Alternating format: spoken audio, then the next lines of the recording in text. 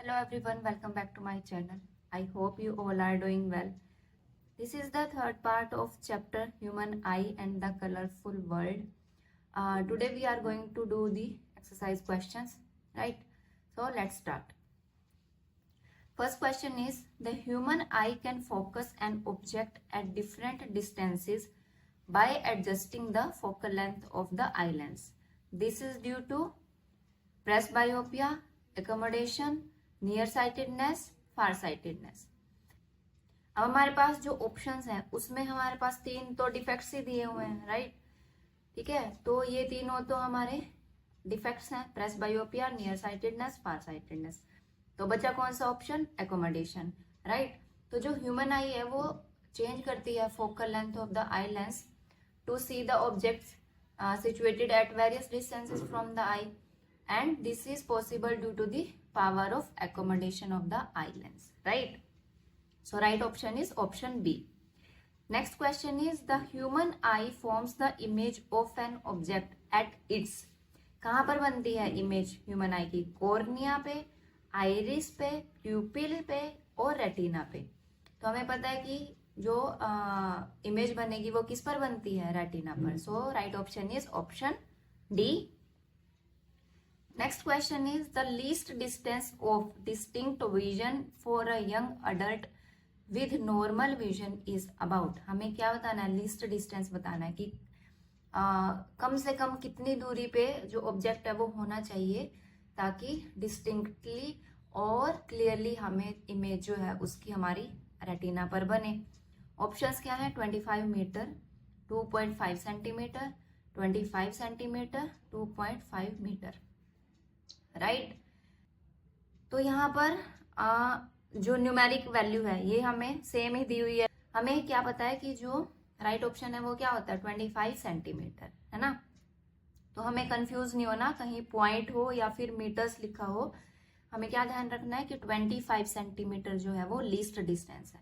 और अगर हमें फार डिस्टेंस पूछ लें तो वो कितना होता है? Infinity. Okay, next question is, the change in focal length of an eye lens is caused by the action of. जो focal length change होती है आई लेंस की वो किसकी वजह से होती है? प्यूपिल की, रेटिना की, सिलियरी मसल्स की या फिर आइरिस की? तो हमें पता है कि जो सिलियरी मसल्स है जब वो कॉन्ट्रैक्ट या फिर एक्सपैंड होती है तभी जो लेंथ की फोकल लेंथ है वो चेंज होती है। So right option is option C, ciliary muscles. Next question is question number 5. A person needs a lens of power minus 5.5 diopters for correcting his distant vision. For correcting his near vision, he needs a lens of power plus 1.5 diopter. What is the focal length of the lens required for correcting distant vision? And second is near vision. हमें powers बताई हुई हैं दोनों visions के लिए जो lens use कर रहा है पर्सन, ठीक है? हमें बताना है कि जो फोकल लेंथ है वो क्या होगी। तो हमें गिवन क्या है कि for correcting distant vision power of lens जो रिक्वायर्ड है वो कितना है? -5.5 dioptres, right? And for correcting near vision power of required lens equals to +1.5 dioptre. अब दोनों केसेस में हमें फोकल लेंथ निकालनी है लेंसेज की, राइट? और हमें पता है पावर और फोकल लेंथ में क्या रिलेशन है? Power equals to 1 upon focal length, right? और फोकल लेंथ किस में होनी चाहिए? In metres. ओके, तो केस 1 इसमें पावर कितनी गिवन है? -5.5 dioptres equals to 1 upon F. Reciprocal करेंगे तो f की वैल्यू कितनी आ गई? -1 अपॉन 5.5, राइट? 211 और ये आ जाएगा -0.181 metres, right? Now second case के लिए पावर है 1.5 इक्वल्स टू 1/f। तो f की वैल्यू आ जाएगी 1 अपॉन 1.5 और ये आएगी 0.667 मीटर्स। ठीक है, इस केस में फोकल लेंथ नेगेटिव आई है, इस केस में फोकल लेंथ पॉजिटिव आई है। ठीक है, next is question number 6। The far point of a myopic person is 80 centimetre in front of the eye. What is the nature and power of the lens required to correct the problem. हमें क्या given है, far point और कौन सा defect है person को, myopic यानी myopia है ना। दैट मीन्स नियर साइटेडनेस है, यानी दूर की जो चीजें हैं वो क्लियरली नहीं दिखाई दे रही हैं उसको, है ना। तो इस केस में जो इमेज बनती है वो कहाँ पर बनती है, इन front of the retina, right. तो इस केस में हम कौन सा जो लेंस है वो यूज करते हैं, concave lens, to correct this defect of vision, right. अब यहाँ पे हमें जो फार पॉइंट ये गिवन है, दैट मीन्स ये डिस्टेंस है इमेज का। ठीक है, इसमें हमें जो पावर है वो निकालनी है लेंस की, लेकिन उससे पहले हमें क्या चाहिए होगा, फोकल लेंथ, और वो हमें किससे मिलेगी, लेंस फॉर्मूला से। ठीक है, तो हमें गिवन क्या है, ऑब्जेक्ट डिस्टेंस इस केस में होगा इन्फिनिटी, और इमेज डिस्टेंस कितना होगा, -80 सेंटीमीटर। जो ये फार पॉइंट गिवन होता है दैट मीन्स ये इमेज डिस्टेंस है। हमें फोकल लेंथ निकालना है और उसके बाद पावर निकालनी है लेंस की। अब लेंस फॉर्मूला के अकॉर्डिंग क्या फॉर्मूला है हमारा, 1/v minus 1/u equals to 1/f। इसमें हम जब वैल्यूज पुट करेंगे यहाँ से फोकल लेंथ आ जाएगी -1/80 minus 1/infinity equals to 1/f, right. तो 1/f की वैल्यू कितनी आ जाएगी, -1/80 माइनस 1/infinity, और 1/infinity कितना होता है, 0।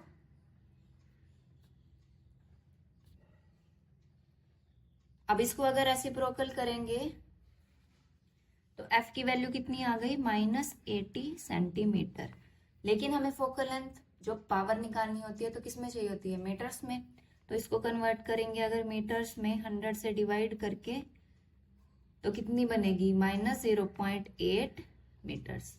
ठीक है, अब हमें पावर का फॉर्मूला पता है 1/f, है ना, और f किस में है, मीटर्स में, -1/0.8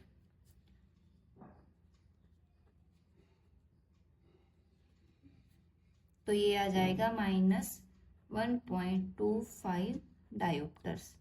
ठीक है, तो जो हमें कॉनकेव लेंस चाहिए वो कितनी पावर का चाहिएगा, -1.25 डायोप्टर्स का, to correct this defect, right. Next question is make a diagram to show how hypermetropia is corrected. हमें जो हाइपरमेट्रोपिया को किस तरीके से करेक्ट करते हैं उसके लिए हमें डायग्राम बनाना है। The near point of a hypermetropic eye is 1 meter, right? What is the power of the lens required to correct this defect? Assume the near point of the normal eye is 25 centimeter. इस case में हमें near point given है, ठीक है। That means जो ये near point है ये क्या है, image distance है, ठीक है, और जो object distance है वो कितना होगा, 25 सेंटीमीटर। ठीक है, हमें पावर निकालनी है लेंस की। तो सिमिलरली जैसे हमने पिछला क्वेश्चन किया था उसी तरीके से हमें ये क्वेश्चन करना है। तो सबसे पहले तो हमें इसमें जो ये लास्ट डायग्राम है ये वाला डायग्राम ड्रॉ कर देना है, ठीक है, क्योंकि इस केस में जो डिफेक्ट दिया वो हाइपरमेट्रोपिया है। तो जो इसमें पर्सन है वो दूर के ऑब्जेक्ट्स को तो क्लियरली देख पाएगा, लेकिन जो पास के ऑब्जेक्ट्स हैं उनको वो क्लियरली नहीं देख सकता। इस केस में हम कौन सा लेंस यूज करते हैं, कॉन्वेक्स लेंस। कॉन्वेक्स लेंस क्या करता है, कन्वर्ज करेगा इनकमिंग लाइट को, ठीक, इन सच अ वे सच दैट जो इमेज है वो रेटिना पर बने। तो सबसे पहले तो हमें डायग्राम ड्रॉ कर देना। देन क्या गिवन है, ऑब्जेक्ट डिस्टेंस है -25 सेंटीमीटर, ठीक है, हमेशा नेगेटिव ही होगा क्योंकि इन फ्रंट ऑफ द लेंस है लेफ्ट साइड में। इमेज डिस्टेंस कितना गिवन है, 1 मीटर, ठीक है, नेगेटिव, एंड देन इसको हम किस में कन्वर्ट करेंगे, सेंटीमीटर। सबसे पहले हम निकालेंगे focal length, then power of the lens. अब लेंस फॉर्मूला के according 1/v minus 1/u equals to 1/f।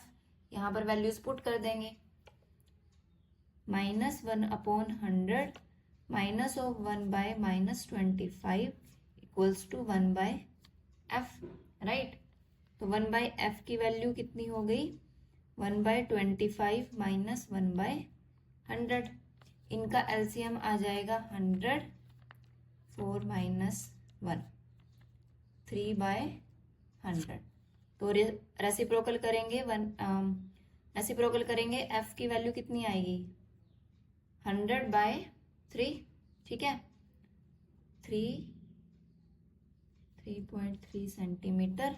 और इसको यहीं पर अगर मीटर में कन्वर्ट कर लें तो 100 से डिवाइड कर देंगे तो 0.33 मीटर।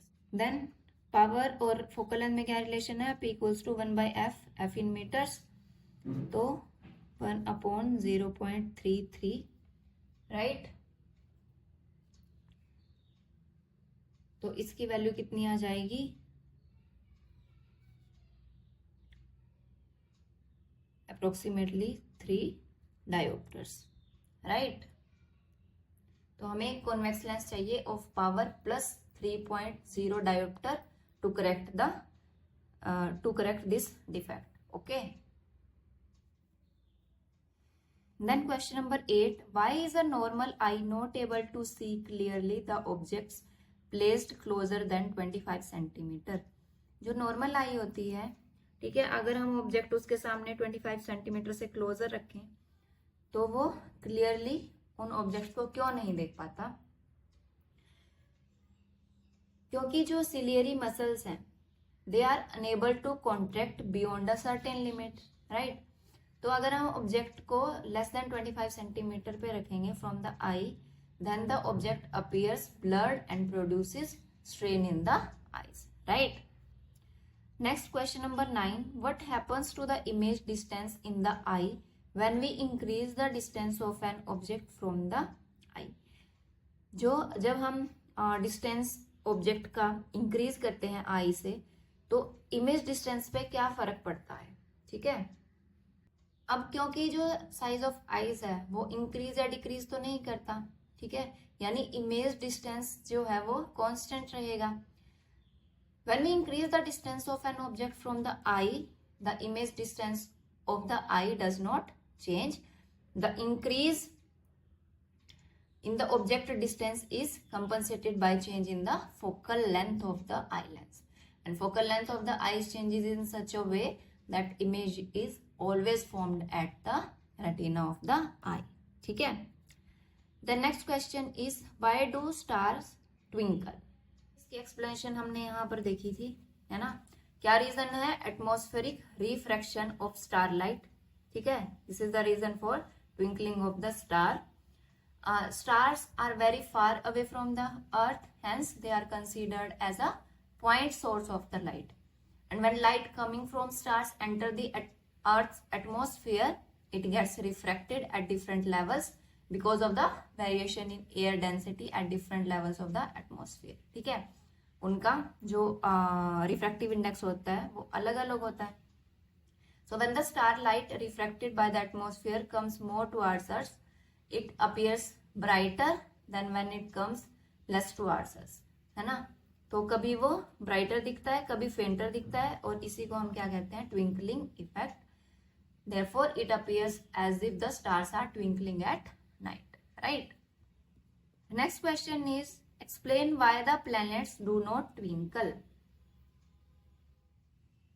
So planets twinkle क्यों नहीं करते, ये हमने इस सेक्शन में देखा था कि जो प्लैनेट्स है वो मच क्लोजर हैं टू अर्थ, और इनको हम किस तरीके से देखते हैं, as extended sources.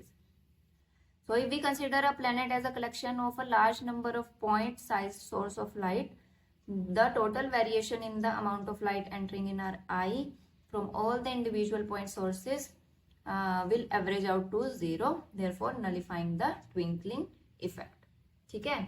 Next question is why does the sky appear dark instead of the blue to an astronaut। So the sky appears dark instead of blue to an astronaut because there is no atmosphere in the outer space that can scatter the sunlight. As the sunlight is not scattered, no scattered light reaches the eyes of the astronaut. and the sky appears black to them, right? So that's all for today's video. If you have any doubt, ask in the comment section. Like this video and share it with your friends who are in class 10th, and subscribe to my channel. See you in the next video with a new chapter. Till then, have a good day. Bye bye.